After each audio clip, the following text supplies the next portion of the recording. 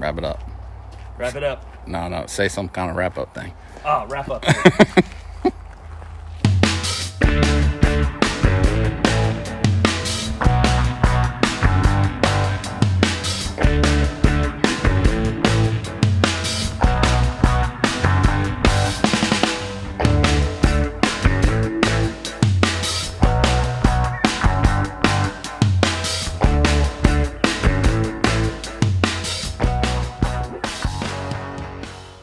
What's up, everybody? Chaz Albertson here from Saratoga Snowmobile Association. Tonight we're down at Johnny Davis's shop here from J&K Trucking. Right now we're in the 96 Groomer. This is the Tucker 2000. We're going to do a quick video for you guys tonight. For those of you who have never seen the inside of a Groomer, never seen one up close, these are pretty impressive machines. The Snowmobile Club owns 2 of these Tuckers, and we want to give you an up-close and personal view of what it looks like inside the Groomer, how it runs, things like that. We'll do a quick walk around.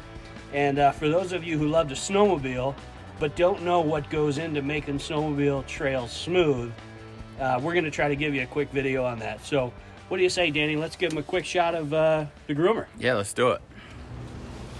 Hey everybody, so one of the first things we want to talk about is the sheer size of this machine. One of the things you're going to notice is just how tall these Groomers are. I'm 5'9", and if you look, this sucker's probably a full-on 8 feet tall.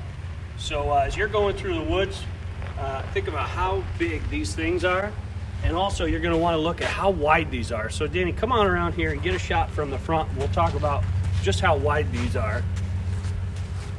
One of the important things to note is our trails are about 8 foot wide, and this thing is about 8 foot wide.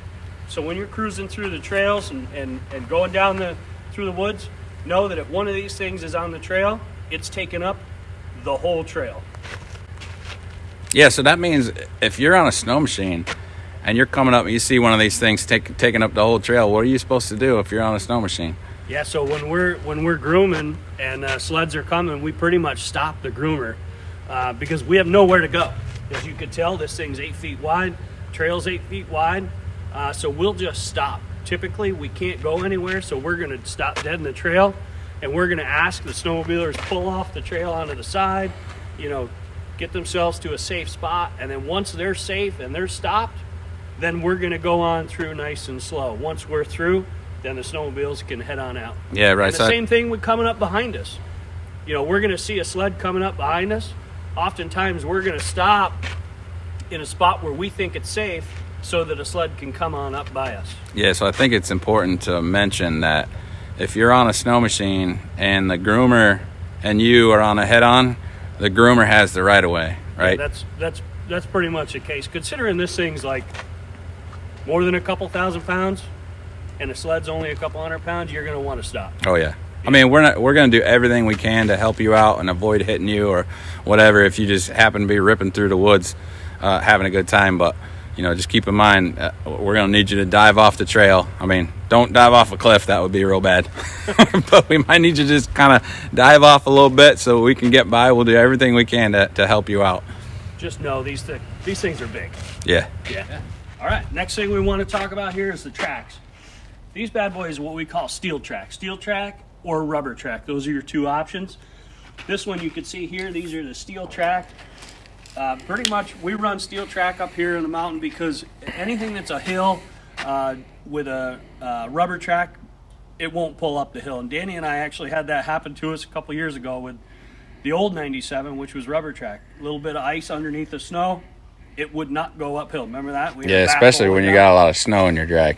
Let me show them the size of this thing. Get down there and show them how, I mean, it goes up to your hip almost, right? Yeah, I mean, look at this. That's how tall this thing is. And these tracks, they weigh a ton, and they are super powerful. These things are awesome. This is a 4-wheel drive machine. Last year, we had a day, Danny and I were out grooming. We lost a universal joint in the front end. We had no front-wheel drive, so we were running 2-wheel drive only. And basically, we were just in emergency mode getting off the mountain. But, yeah, these are the steel tracks. Next thing we got here is a fuel tank. This thing here is about a 100-gallon fuel tank. Runs diesel fuel. We get Charlie Pita from Pita Fuels. He delivers us cut fuel. So that means it's half kerosene, or about half kerosene, half diesel. That way it doesn't gel up on us in the wintertime. In here is the powerhouse. We'll give you a quick look inside, see what it looks like. This here is a 175 horse Cummins turbo diesel.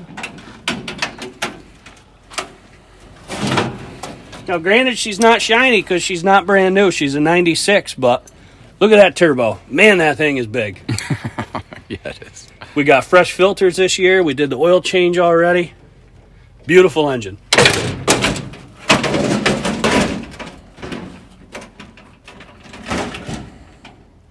We'll fix that later.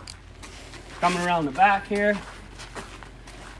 Most important, tools. We always carry lots of tools with us. We always have chainsaw, extra oil, antifreeze, all kinds of different chains and different safety equipment in there for getting us out of the woods in the middle of the night.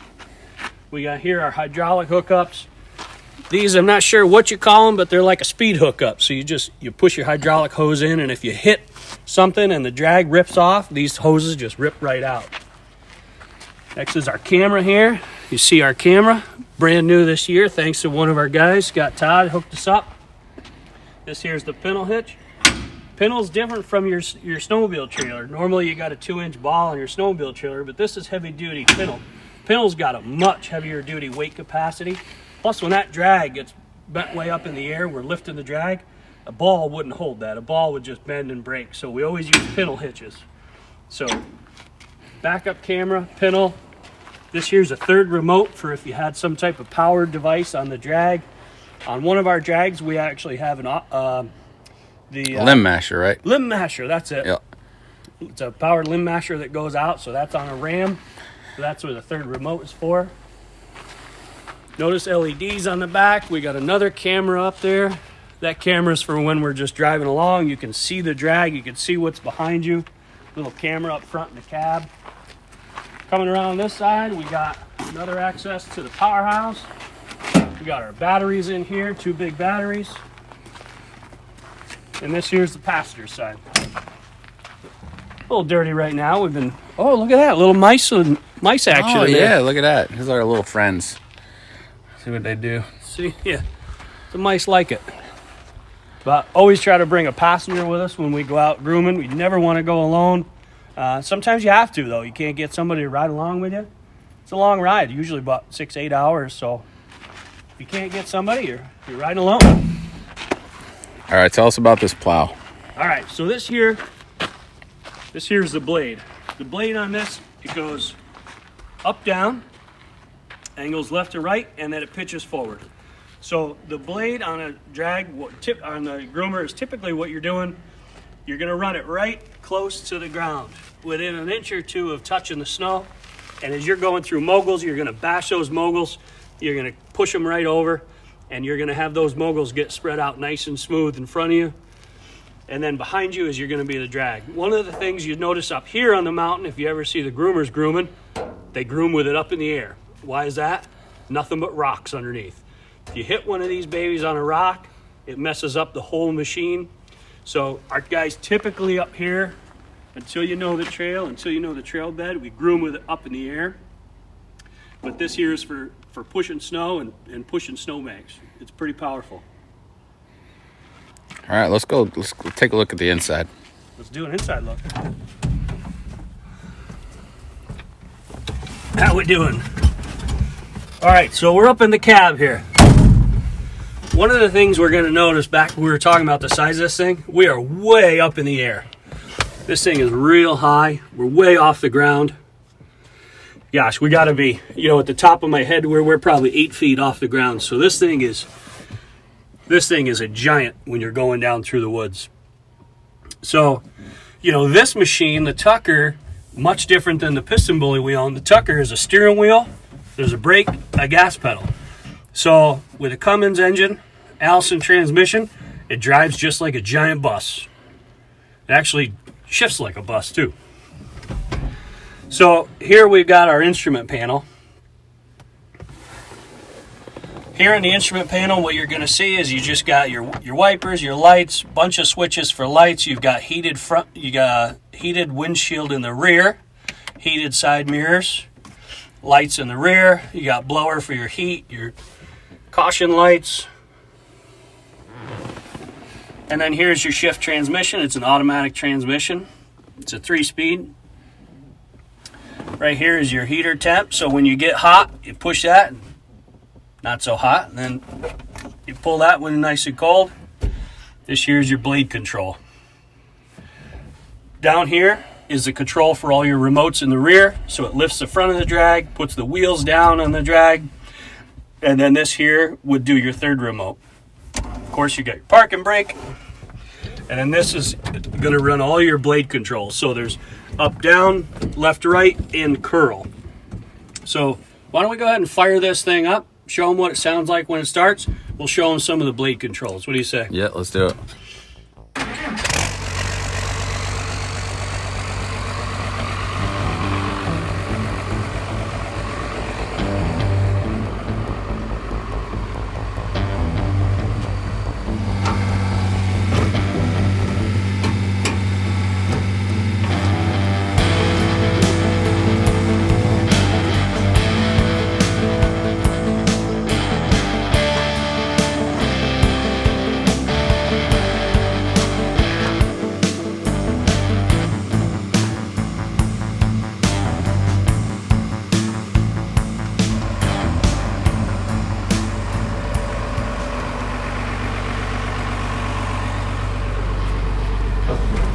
What do you say we go for a quick little spin? Yeah, let's do it. Let's take her for a little ride.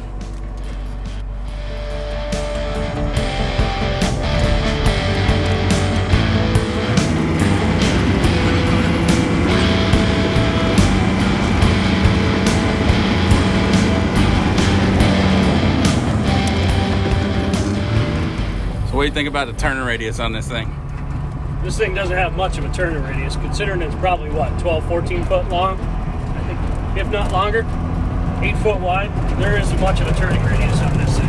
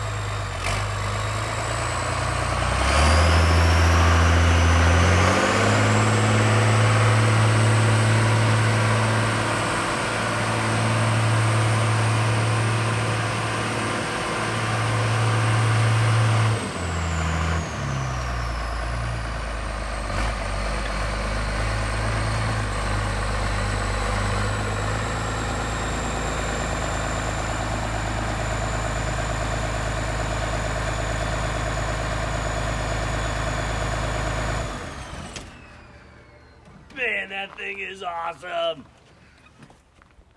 You hear how loud it is when it goes in reverse and you're trying to back up? Doesn't shift gears in reverse. You can hear that turbo spool up too.